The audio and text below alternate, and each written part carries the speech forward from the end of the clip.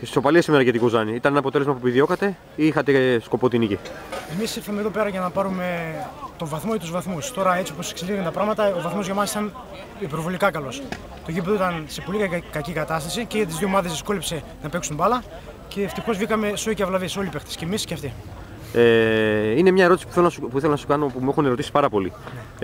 Ήρθες από την Football League 2 στη Δέλτα Εθνική. Ποιος ήταν ο σκοπός σου βασικά για αυτές τις μεταγραφές και για ποιο λόγο βρέθηκες στην Κοζάνη? Ήταν καθαρά δικιά μου επιλογή. Ήθελα να γυρίσω πίσω στο σπίτι μου, να καθίσω να ηρεμήσω ένα χρόνο, να πάω να κάνω το στρατιωτικό μου και μετά βλέπουμε. Ήταν καθαρά δικιά μου επιλογή, καμία άλλη. Ποιος είναι ο στόχος της Κοζάνης φέτος? Ο στόχος της Κοζάνης είναι η άνοδο, να ανεβούμε κατηγορία, είτε με μία ομάδα είτε με 7 που λένε ότι θα βγουν. Και μετά βλέπουμε και κάνοντας. Μπορεί την πρωτιά η Κοζάνη? Εγώ πιστεύω ότι μπορεί. Με αυτή την ομάδα που έχουμε, με το γήπεδο που εκμεταλλευόμαστε στην έδρα μας, παίζουμε καλό ποδόσφαιρο, μπορούμε και να βγούμε πρώτοι με διαφορά. Σε ευχαριστώ πολύ, καλή συνέχεια. Ευχαριστώ πολύ. Να είσαι καλά. Ούτε σήμερα νίκη. Ούτε σήμερα. Τι έγινε? Ό,τι βλέπετε, το γήπεδο είναι πάρα πολύ κακό. Σε ένα κακό και πάρα πολύ βαρύ γήπεδο.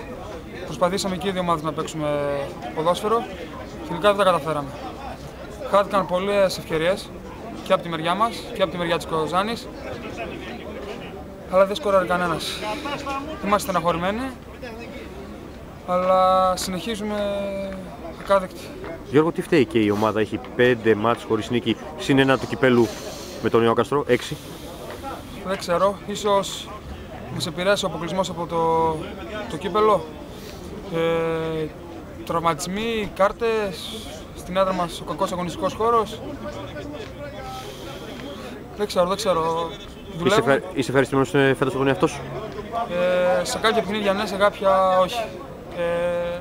Πιστεύω ότι μπορώ να δώσω πολλά περισσότερα ακόμα και θα προσπαθήσω να κάνω το καλύτερο για την ομάδα. Και κάτι τελευταίο, Γιώργο. Η ομάδα τώρα βρίσκεται στην 6η θέση, αν δεν κάνω λάθος τώρα, έτσι που μιλάμε. Είναι πέμπτη, ναι. Ποιος είναι ο στόχος των Λευκαδίων τώρα, έτσι πως είναι τα πράγματα τώρα, λίγο πριν τελειώσει ο πρώτος γύρος? Κύπελλο αποκλειστήκαμε.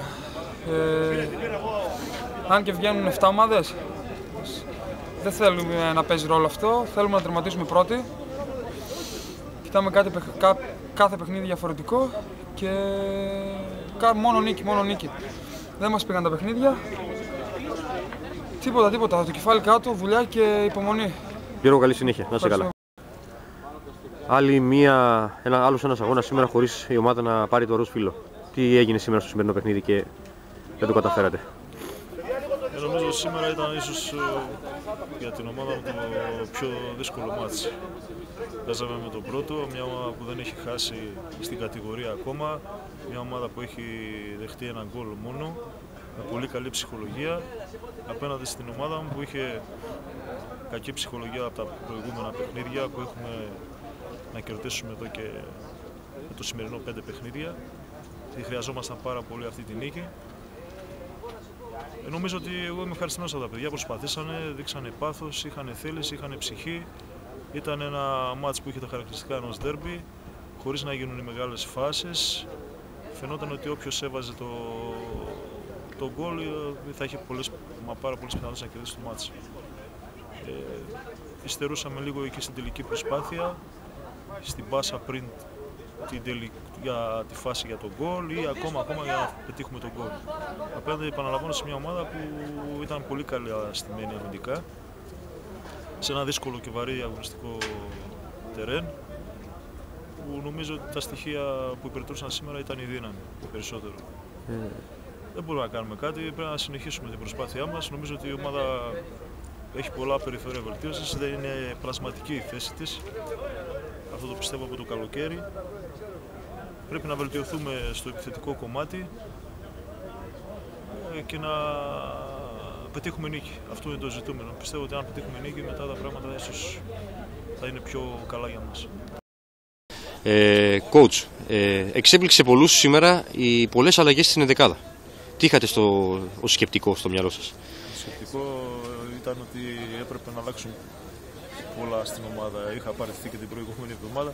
Αφού δεν έγινε το ηλεκτροσόκ με εμένα, έπρεπε κάτι να αλλάξω. Ίσως θεώρησα ότι έπρεπε να βοηθήσω και αυτά τα παιδιά που δεν είναι σε καλή αγωνιστική κατάσταση. Ξεκινήσαμε με ένα κορμό στην αρχή του πρωταθλήματος, μας βγήκε στα επόμενα παιχνίδια με υπομονή και επιμονή δεν μας βγήκαν τα αποτελέσματα. Έπρεπε να αλλάξουμε, θεωρούσα, αρκετά πράγματα.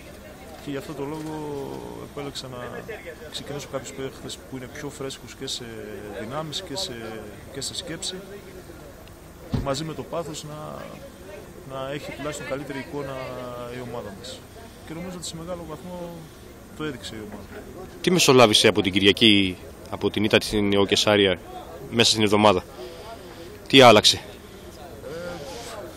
Πλέον μετά από συζητήσεις και με τη διοίκηση και εγώ με τους παίκτες, θεωρήσαμε ότι άλλο δεν πήγαινε αυτή η κατάσταση. Πλέον φτάσαμε σε οριακό σημείο. Φτάσαμε σε σημείο ώστε ο στόχος που είχαμε θέσει το καλοκαίρι να κινδυνεύει και έπρεπε να αλλάξουμε όλοι. Να δυναμώσουμε, να γιγαντώσουμε και όλα κακά τα ψέματα γίνονται με προσπάθεια μέσα στο γήπεδο. Μέσα στην εβδομάδα που προετοιμαζόμαστε για το παιχνίδι. Αυτή είναι η αλήθεια. Αυτό που έπρεπε να κάνουμε είναι να βελτιωθούμε αγωνιστικά, να βελτιωθούμε αμυντικά, να βελτιωθούμε επιθετικά. Νομίζω ότι σε κάποια σημεία του παιχνιδιού το δείξαμε αυτό. Αυτό που μένει όμως είναι να πετύχουμε γκολ για να κερδίσουμε.